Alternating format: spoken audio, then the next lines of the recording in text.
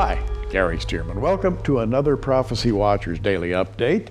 And today we're privileged to have in studio with us a couple of authors who have co-authored this book called Alien Agenda. Aaron Judkins over on my far left and Michael McDaniel. Welcome, guys. Thanks, Gary. Thank you.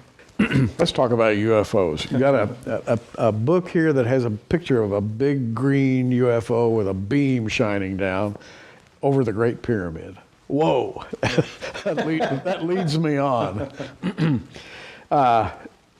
Isn't it funny? Every time we mention UFOs, we all chuckle and laugh like it's a silly subject. You know, oh, UFOs, ha ha ha.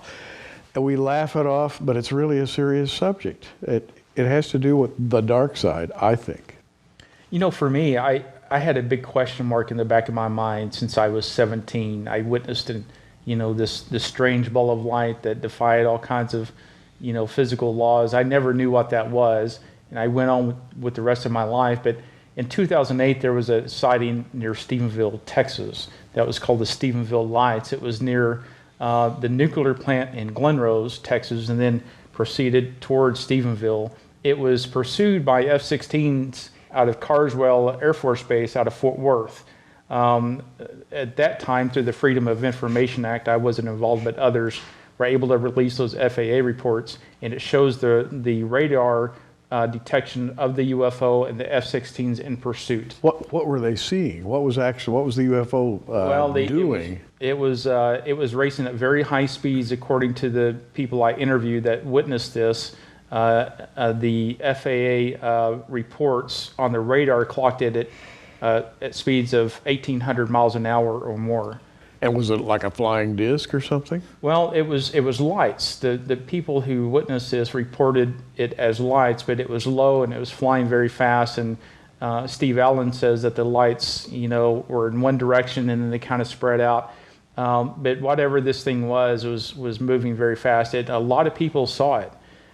So this whole thing about the UFO phenomenon, for me, because of that 2008 sighting, really, piqued my interest again. As an archaeologist, I knew things in the ancient past and history about other cultures who reported such things in the past. This is nothing new. And then Dr. McDaniel and I decided, you know what, there were so many people asking questions about what they saw. We thought we wanted to give a fresh approach and an answer to what this phenomenon is from a biblical perspective. Well, Michael, you're a pastor teacher, and you approach this subject through the Bible. How do you do that exactly? What do you tell people? And by the way, I think you're going to get more and more of an opportunity to tell people about this. I think it's a burgeoning phenomenon. I think it's getting more and more commonplace. How do you counsel people about UFOs? Well, I agree with what you said about things are happening more and more. Back in the old days, we used to see increases and then a drop off, and we called those flaps. Right. UFO. You remember that? Oh yeah. And they were pretty timely. Every so many years, you'd see an increase in activity. But things are kind of moving along now. It's just one big flap. It just seems to be, doesn't it? Yeah, I have read the statistics, and it seems like every month, every say half year, you see an exponential increase in sightings. And usually the things that are sighted are globes of light, sometimes saucer-shaped lights, sometimes clusters of lights. But they're doing odd things that attract people's attention. We've had several of those sightings here in the Oklahoma City area. One over a local lake, where the thing was said to have risen out of the lake and climbed to an altitude and disappeared. And the people by the lake, looked at this and said, wow, this is, what can we say about this? Well, what can you say? Angels, demons, supernatural? What do you say when somebody asks you? Well, we certainly take the tack that this is demonic in nature. This is not the Lord's doing, and the things that are going on here, we believe, are part of a worldwide deception orchestrated by Satan in order to acclimate people to certain untruths that he is trying to promote in the world. move people away from the truth of the Bible, away from the true and the living God. We don't believe that they're extraterrestrials and they're from somewhere across the galaxy, but we do believe that this is part of the course that Satan has charted for this world. It's sort of a misleading event. In other words, it's designed to lead you off into another arena. Is that the agenda? Well, I think that it certainly is included in it.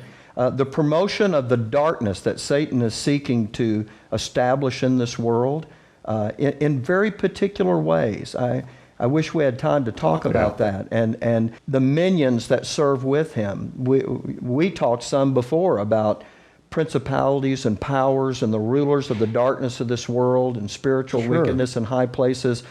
All of this is the biblical end of this that people really need to be aware of. You know, and I'm going to ask Aaron about that to comment on this. There is the famous little alien gray, you know, with the big black eyes and the watermelon-shaped gray head. And you see that image everywhere you go. I mean, you go to a filling station and there are key fobs with this kind of a little alien on them. It's everywhere. Yeah. What are these little aliens? Do you comment on that in your book? We do talk about that in the early part of the book. These are descriptions given by people who have actually encountered these things. They encounter either what they call the grays, or another description is the reptilians. It's very bizarre, and as Christians, this is so far out from what we've ever heard. It's hard to wrap our mind around it. But there's something going on with this, because this is a common thread throughout people who have encountered these. The grays are probably the most prolific, the most common. What are they? Well, we believe they are demonic. So they are quote-unquote demons. Well, they possibly could be. They are manifesting themselves physically. But look, every person I've ever talked to has never said, man, that was such a great thing, I want to do it again. Every one of them have been taken against their will. Every one of them have been losing hours of time, in Travis Walton's case, a week of time. It's nothing they wished for in most cases, and it was totally by force.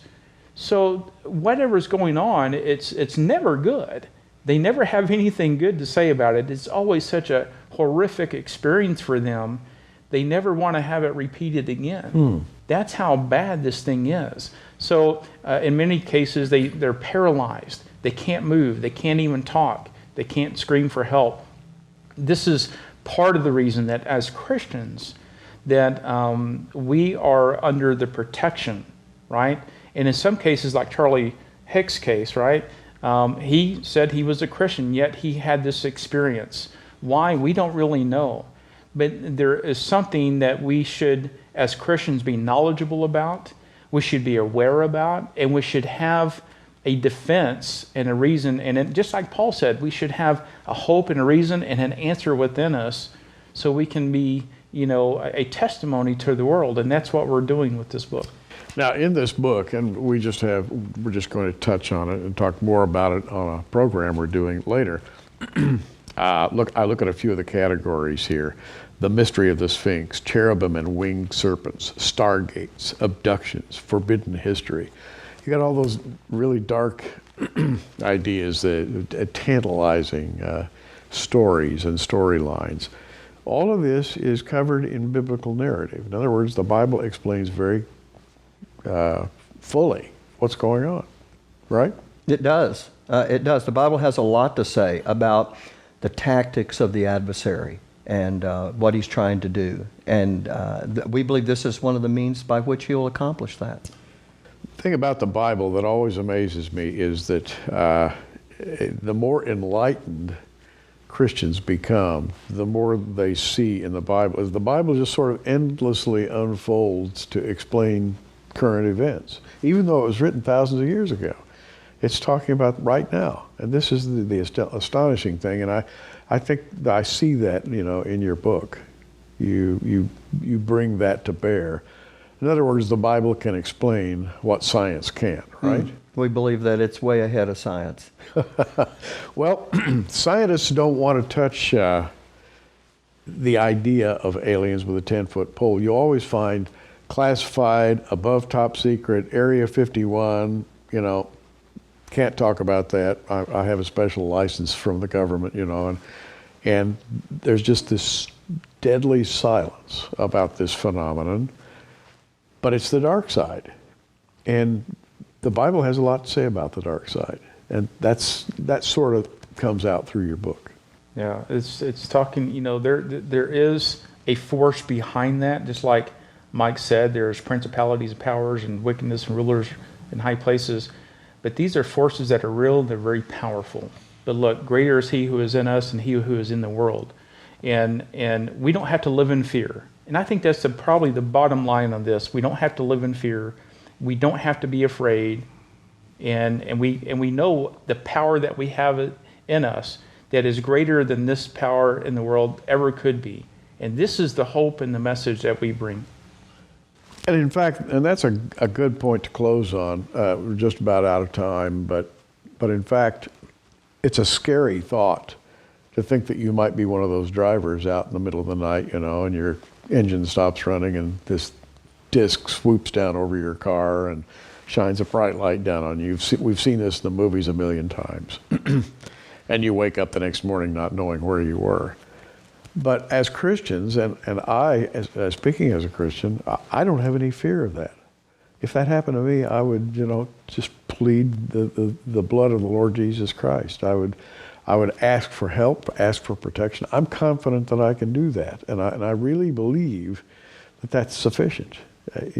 That's where I come from. It is. We give very detailed information in the book of what to do if you have an encounter, what you should do, and what you shouldn't do. And what you shouldn't do is openly embrace them. What you shouldn't do is accept them in their message, because their message is always anti-biblical. And that's a very common theme throughout this whole thing. And we give you reasons for what you should be doing according to what the Bible has to say about it. Well, read the book. It's called Alien Agenda, and it's written by Aaron Judkins and Michael McDaniel. And guys, thanks for dropping by today. Thank you. This book is in our online bookstore, and we'll be making it available to you. Just go to prophecywatchers.com, check the online bookstore, and you'll find out all the latest info that you need to have about this book and a number of other offerings along similar lines. Glad you visited today, guys, and may the Lord bless your work in the future. We'll see you again soon. It's our pleasure. Thank you. I'm Gary Stearman. Hey, keep watching. We are. Thanks for joining us on Prophecy Watchers. You can find us on the web at prophecywatchers.com, where you can sign up for our free email newsletter, or follow us at facebook.com/prophecywatchers. In the meantime, keep watching, everybody, and we'll see you soon.